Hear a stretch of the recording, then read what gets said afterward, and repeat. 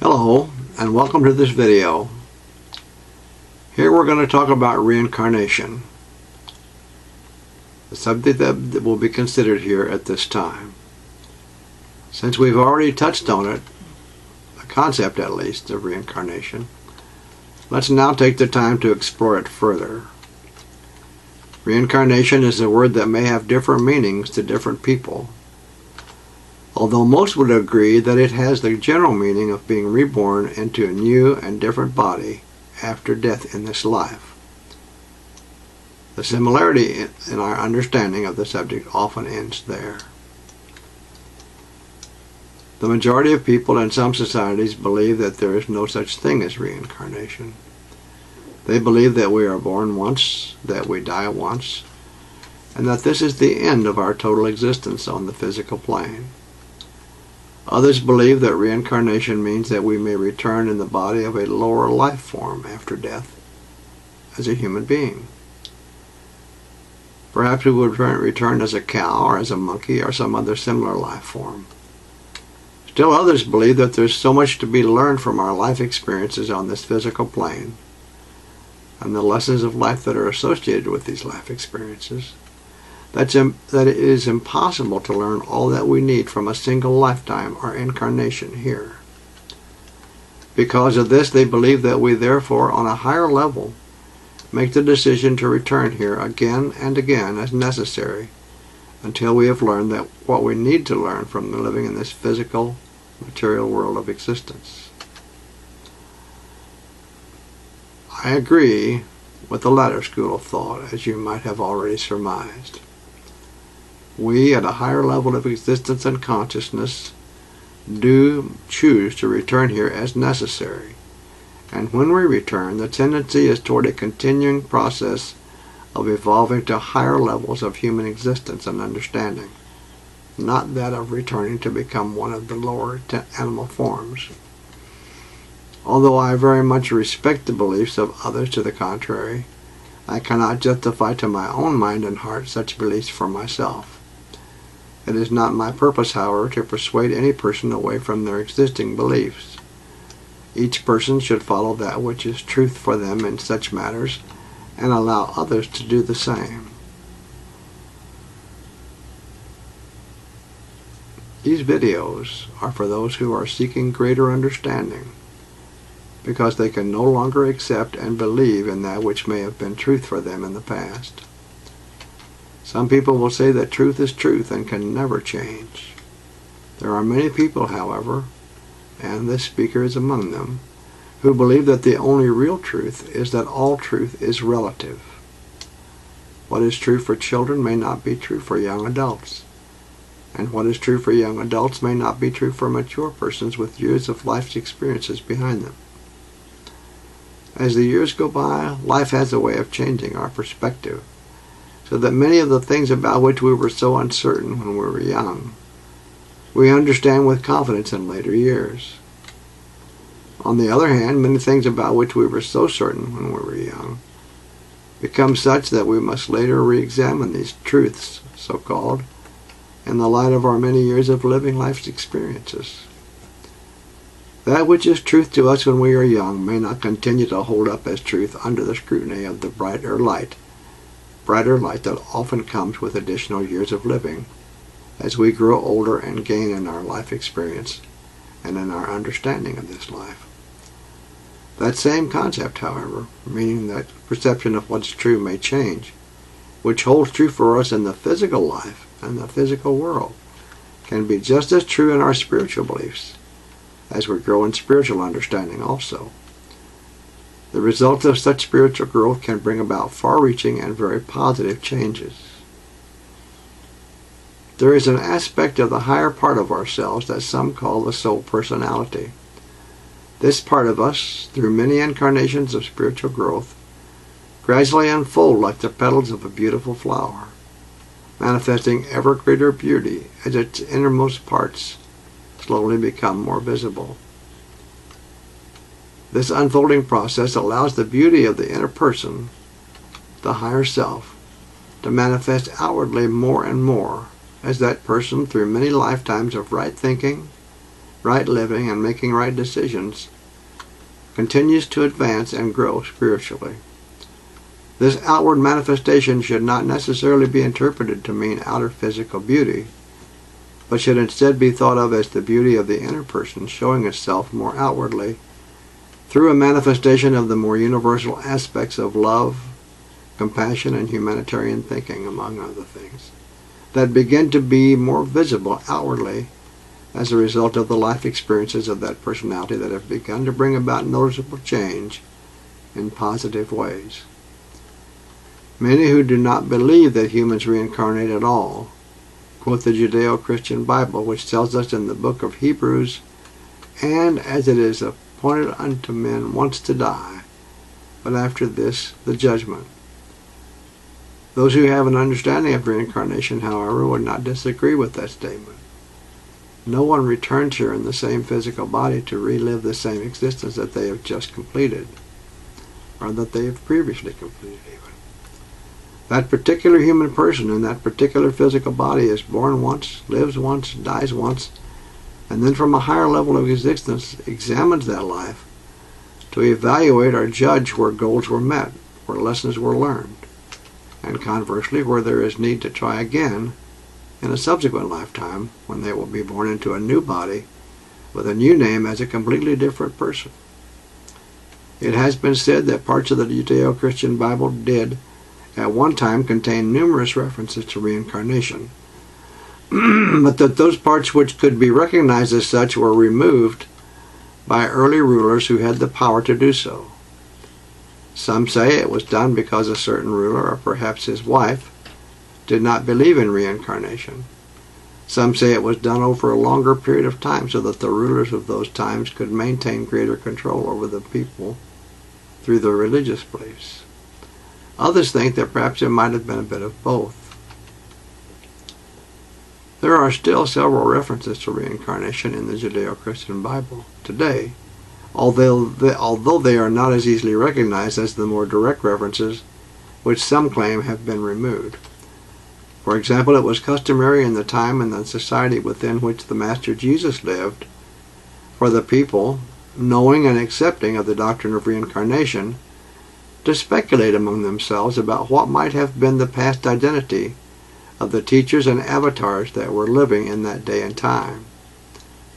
It was with that knowledge that the Master Jesus, as quoted in the Judeo-Christian Bible, asked his disciples in Mark 8:27, quote, "Whom do men say that I am?" End quote. Those today who do not accept reincarnation as a possibility nevertheless seem to have no problem with the fact that the initial responses given as an answer to his question made reference to persons who had already left this life. In another example, this time in John 9:2, the Master Jesus was asked by his disciples about a nearby man who had been born blind. They asked whether the man had been blind since birth because of his own sins or because of the sins of his parents. Remember, as we sow, so shall we reap. As many of you probably know, the Master Jesus was not at all hesitant to correct or rebuke his disciples when he found them to be in error. Please note that if the man was blind from his birth, how could he have been born blind because of his own sins, unless those sins had come from a previous incarnation? The Master Jesus, if there were no such thing as reincarnation, would not have let such a serious oversight on their part pass without correction. However, he did not correct them, but simply explained that this man did not meet the normal rule of criteria for such things, but was an exception who had been born blind so that the power of God might be made manifest in him. Jesus then healed the man. Some may quote what they feel are additional examples, but for the speaker, these are sufficient to give the general idea. Scriptures such as these may have been the reason for the creation of the doctrine of original sin, in order to try to explain that which is already very clear to those who understand and accept the concept of reincarnation. In other words, they made up the doctrine of original sin to explain how that man could have had sin before he was born. But for those who understand and accept the concept of reincarnation, such doctrines don't need to be made up. There have been, and I suspect still are, a number of well-known persons in the so-called Western world, since in many Eastern cultures belief in reincarnation is accepted as a part of life, who also believe in reincarnation in the Western world. Although there may have been only a few of them who talked or wrote openly about their beliefs, the idea did appear from time to time. I believe that the following is such an example. It's an epitaph of Benjamin Franklin, a man who played a significant role in the establishment of the United States of America. When he was quite young, Franklin wrote the epitaph himself when he was 22 years of age. Later in life, however, he decided that a more simple inscription, Benjamin and Deborah Franklin, 1790, be used instead. But the original epitaph, however, read as follows.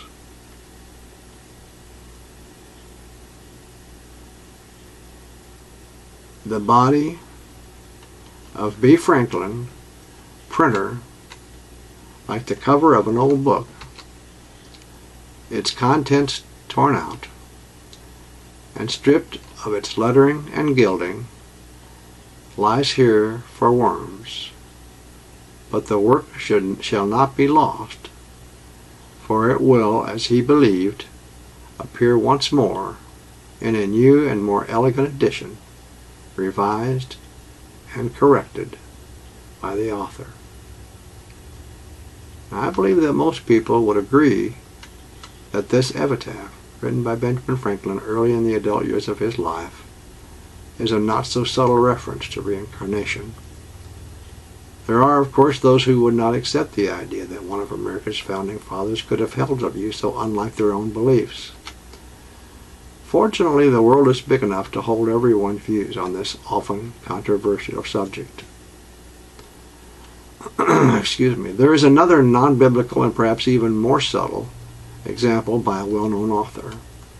I am particularly partial to this poem. It's hoped that you will enjoy it also. It's a poem by Oliver Wendell Holmes titled The Chambered Nautilus. It has been included here to give you an opportunity to listen to it and enjoy it. Again, it's called The Chambered Nautilus. Build thee more stately mansions, O my soul, as the swift seasons roll. Leave thy low vaulted past. Let each new temple, nobler than the last, shut thee from heaven with a dome more vast, till thou at last art free, leaving thine outgrown shell by life's unresting sea. Oliver Wendell Holmes. Now, none of these examples have been given here as indisputable proof of reincarnation. They're simply offered here for your consideration. Those who do not believe in reincarnation will not be so easily persuaded to that way of thinking by these examples, and those who already know that the concept of reincarnation strikes a resonant chord within themselves will require no proof in the first place. Perhaps the information given here regarding the subject of reincarnation can also be of help in understanding, finally, another question that has deeply puzzled much of the so-called Western world for millennia. Why do so-called bad things seem to happen to so-called good people? We have all known someone who, by all appearances, has lived life as a reasonably good, decent human being, but has suffered through many serious difficulties. The concept of reincarnation helps us to understand that such difficulties can come as a result of misunderstandings and errors that were committed in a lifetime previous to the one now being lived. These difficulties do not come as punishment, but as a means of helping us to learn some of life's more difficult lessons.